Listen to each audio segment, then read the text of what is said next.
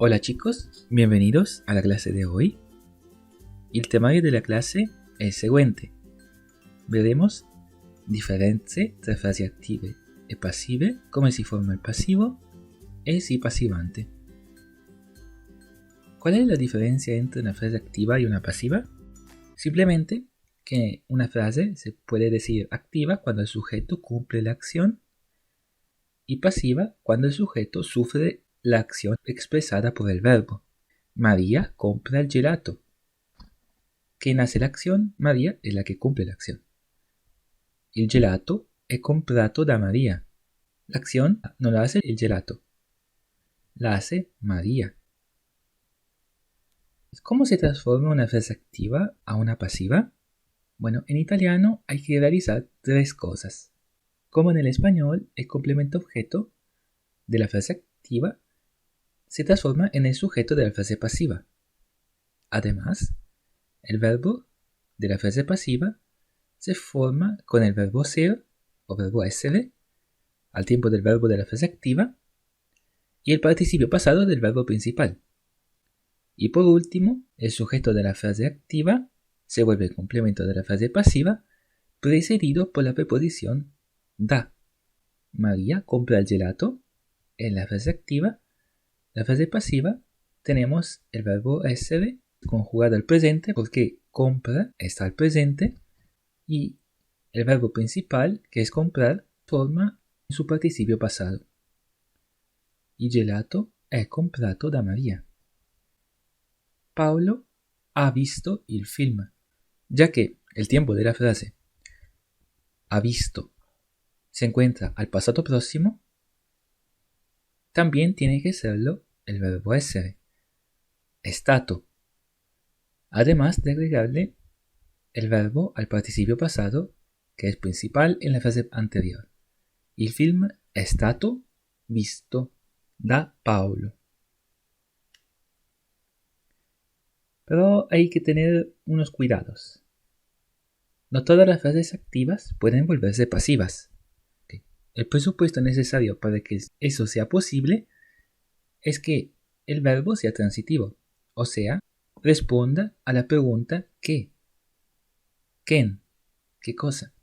María compra ¿qué? ¿Qué compra?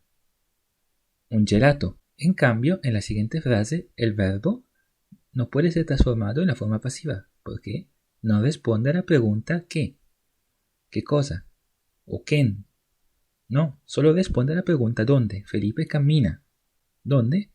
In centro. Además, el verbo essere en la frase pasiva puede ser intercambiado por el verbo venire, solo si el verbo essere se encuentra en la frase pasiva en un tiempo simple. En las frases pasivas, el complemento se puede quitar si es que no es relevante, se desconoce, se subentiende o se trata de una multitud, mucha gente. Veamos un ejemplo. Notte stellata è considerato il quadro più famoso di Van Gogh. O sea, Noche estrellada es considerada de parte de quién? De la gente. Aquí omitimos de la gente, que es el complemento. ¿Por qué? Porque se trata de una multitud. ¿Qué es el sí pasivante? El sí, cuando no está por sí mismo y no tiene una función reflexiva, como vimos en las clases pasadas, es pasivante. Qui si vende il pane. Qui si vendono le bibite. El verbo essere, cuando se encuentra en un tiempo simple, se puede ser sustituido por el verbo venire. En este caso, no está por sí mismo y tampoco está por alguien en particular. Por esto, se puede usar solo en la tercera persona singular o en la tercera persona plural, y si el sujeto es plural, el verbo tiene que ser concordado con la tercera persona plural. Aquí les dejo un ejercicio para que puedan seguir practicando. Les hice un ejemplo. En español, Luca vende la casa. ¿Cómo se dice en italiano? La frase activa es Luca vende la casa, porque casualmente se dice igual en italiano como en español.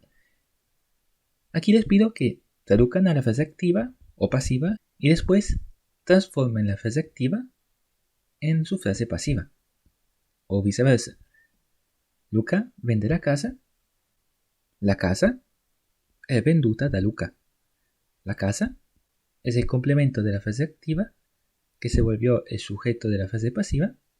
Es el verbo essere conjugado a la tercera persona singular presente.